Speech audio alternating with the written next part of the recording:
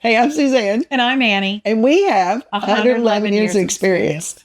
And on today's episode, we are going to talk about Picking at things on your body. Yeah. Dealing with the things that are hard, like it's hard like to stop. The OCD things. The OCD things.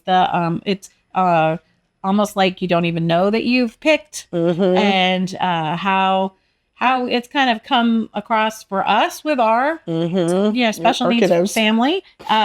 And us. I mean, me. Even us. I do it too. And I do it too. I don't even know that I've done it, and I will totally do it and just don't even know. So I totally understand how that happens. Yeah. But why don't you tell us your story that we were talking about? Well, I'm trying to think, because that is an OCD thing, and it's under the umbrella of the trichotillomania. That's part of the picking stuff, the skin picking, and I didn't know that. It's an anxiety, fingernail bite. And see, I've bitten my fingernails my entire life, and I had no idea. Some people pull cuticles and skin on their fingers. I do that. I'll pick it and I not even know I'm doing it. Not even know. I run my fingers over my if it's cuticles rough, sometimes. I'm just messing with it all the time. I'll just play with it. Yeah, I kind of just play with it like that, and I don't even know it. And then I've heard the word cricketing, where you rub your fingers together, or some house you'll rub your fingers together, or you'll rub your feet together. Really? Some people, yes, that's a thing too. Yes. But it's all in that OCD. All in that whole umbrella. Yeah. And so, I have to say, that's how I fall asleep at night. So I rub my feet together. And you rub your feet together? Yeah. Oh, that's fine. And I didn't even realize I did it. I was like one of those things. And then, you're going through a reel or you're watching something and you see that and you're like, oh, I do that. Wait a minute. I do that. You're like, oh. Yeah. But yeah, I guess it's not that uncommon. It's like a self-soothing kind of a thing that people do, and you could be nervous about something and not know it. So you could do it. So but it was so funny because for a while it was a big deal for us in our house. It was a huge deal. I'm going to say high school. With my son in his high school years, he had a lot of working through some stuff when it comes to anxiety and worry and stuff like that. And so he developed a pimple right here on his forehead, it was perfectly in the center, but it was just off just a tiny bit. Yeah. So I'm going to say almost perfect center, but just a little bit to the side. And I noticed it one day, and he said, and he had been messing with it.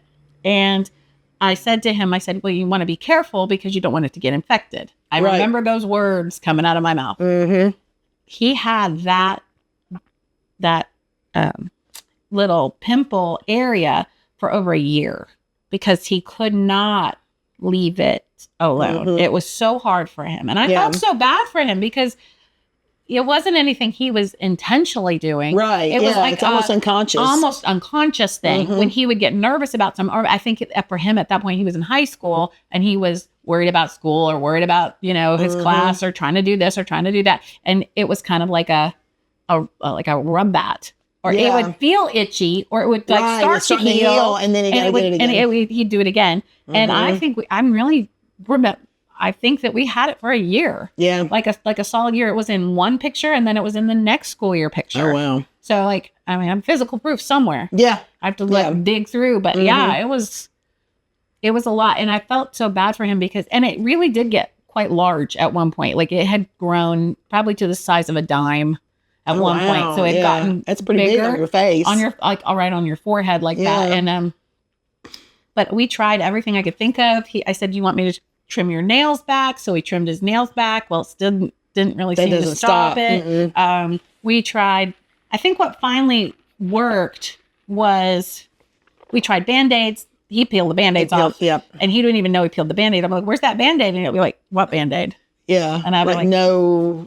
Just unaware. And it was so unaware that he was even doing it. Yeah. It would, and then he'd feel bad and I'd feel bad. And so I think what finally worked was we used a triple antibiotic Neosporin kind of ointment. And then he would just use that and rub it in. Yeah. And so instead of picking, he would rub in that. And it kind of gave him the similar sensation. And so then he got used to just keeping it in his pocket and rubbing it on there. And I think that is finally how it got better. We finally got better, but it was a year. I'm going to say it was a year. Yeah. I remember, like I said, one birthday having it and then the next birthday having it and still feeling like, oh my gosh, this can't be good. Yeah. I was really grateful that it didn't get like infected. Really infected, yeah. Because he could not leave it alone. I was kind of amazed, but we were using we were trying to stay on it. But at that point in time, I really felt like it was related to just the anxiety of being in high school and being, being just a, trying to figure stuff out person, in that young age, not, but yeah, it can be really rough. And the picking is one of those things I think it's like a human thing. Yeah. I don't think it's like definitely an anxiety thing, comforting things, like self-soothing. And an OCD thing, like OCD thing. It feels different. And it's like, oh, this is rough. I don't like this. I don't like the way it feels. It's almost like a stem. It's a little bit like a stem where, it might help you feel a little bit better after you've done it. So I don't know. It's like, oh, we got to get that off. Yeah. Can't have that. Well, I mean, that's the way I feel. It feels different. I don't like that. I don't like that. Yeah. I don't like the way that feels. Mess with it. Until you get it off. And you don't even, I think that's the other part of it is you don't know. Yeah. Like you don't even realize that it's like, you're just doing it.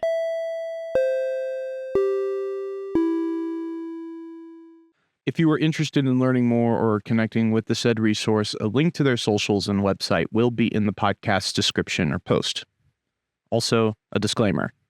No money was exchanged in any way for space in the podcast. We're just trying to help. Hi, I'm Rachel Farkas, owner of Mindful Voices Autism Consulting. I provide customized family support services for families with children with autism. My services include anything from therapeutic matching to parent coaching to social skills, and one of the biggest services I provide is a 3-phase intensive potty training program where I support the families and parents both virtually and in-home over 3 consecutive days. You can find me at Mindful Voices Autism Consulting on Facebook and Instagram. And my website is mindfulvoicesautismconsulting.com.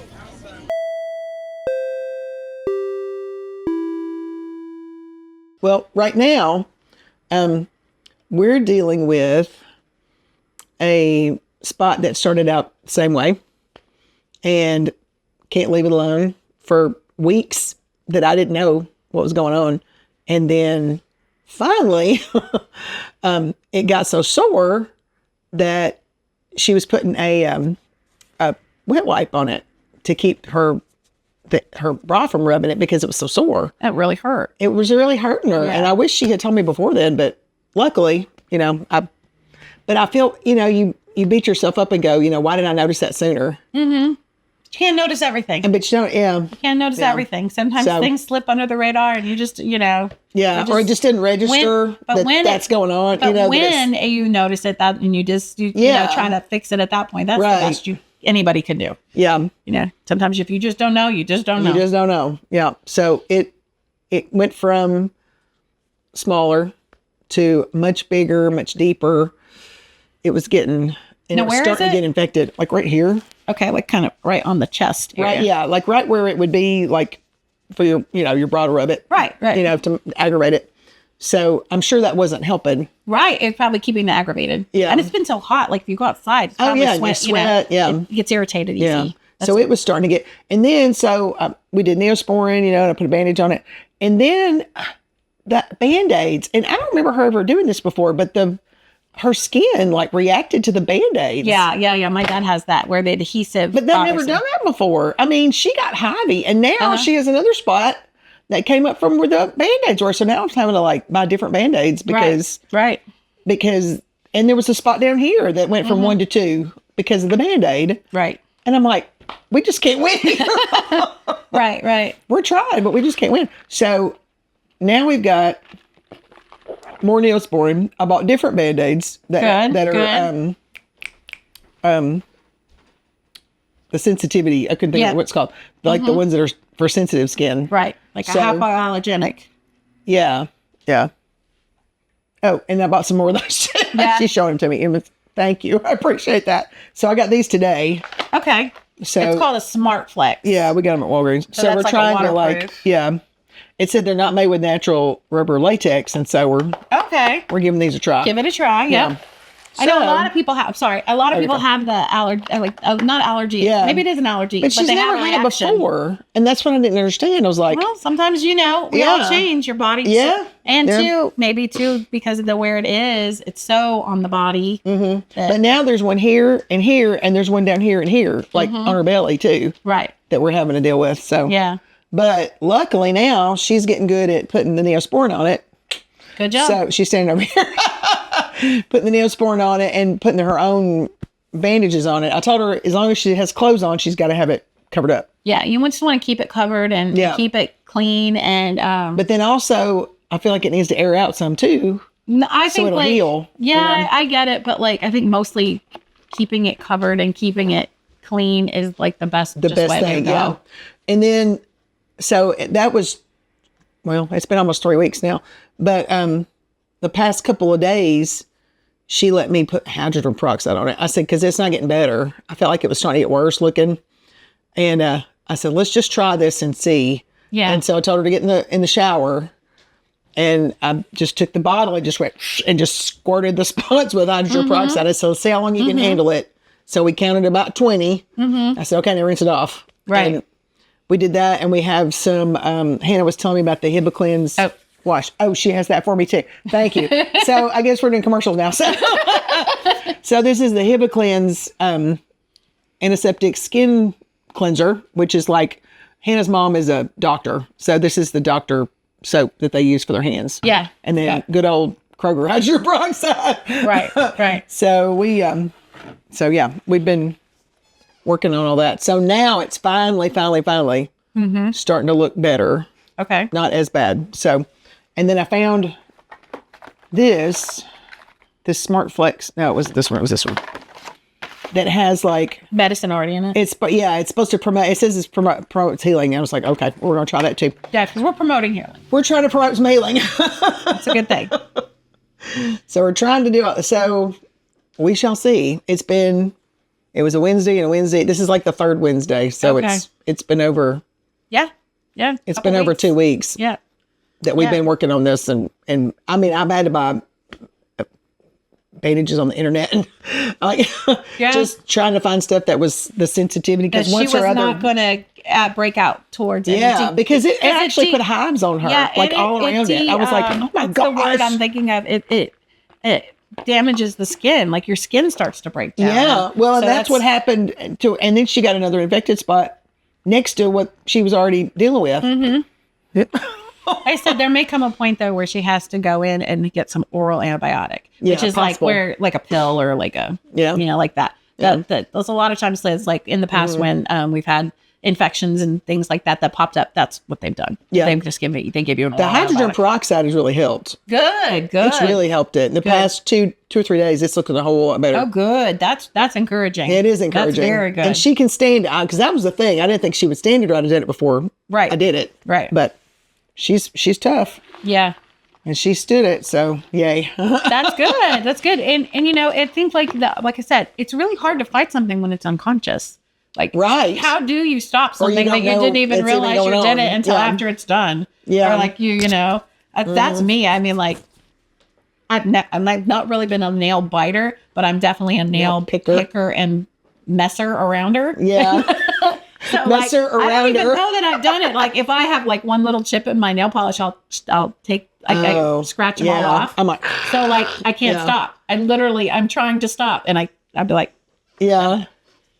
what are you doing? And then later I look at him like, why did you do that? Why did you do that? Now you But I gotta do it couldn't again. stop. Yeah, I couldn't stop. I know. It's very compulsive. It's So like, yeah. And I wonder if that's just like a human thing. And then sometimes it just gets like turned up in certain people. I think yes. You know what I mean? I think it just it's turned up. It just gets turned up for certain reason, like little anxiety, worry, something, and it just gets turned up. It just turns up that situation. It just turns it up. Mm-hmm. Yep. Yeah. I agree. So I was going to ask you if you had any updates on your Social Security journey. Oh yeah. So I got some forms in the other day in the mail, and said they had to be turned in by the 1st, and it was just like 10 pages of. Now tell us why why you should qualify for Social Security. So why you can't work? And so I had to go through and then on the very last page, it says, who is this filling this out? Okay. And I didn't see that. And I called them. Yeah. And I said, is there anywhere on here that it says, because I'm filling this out for her. Right. And she said, yeah, it's on the back. And I went, oh, that's the one page I looked at. So you called and everything? Yeah.